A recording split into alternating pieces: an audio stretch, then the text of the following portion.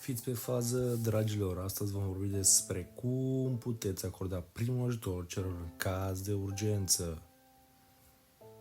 La bebeluș se apasă 2 degete semi-ușor, deoarece toracele lor au sensibilitate, iar cum la cealaltă vom ține capul stabil. Apoi vom verifica aerul și continuăm procesul până acesta va deveni conștient. La copii adolescenți, același proces, însă cu o singură palmă vom apăsa, însă nu foarte adânc, riscând să rupem toracele. În cele din urmă, la adulți, vom folosi ambele mâini, dar exact această poziție, apăsând mai adânc, pentru un efect mai rapid. Procesul este de 30 de apăsări și 2 respirații. Nu uitați să vă abonați la canalul meu.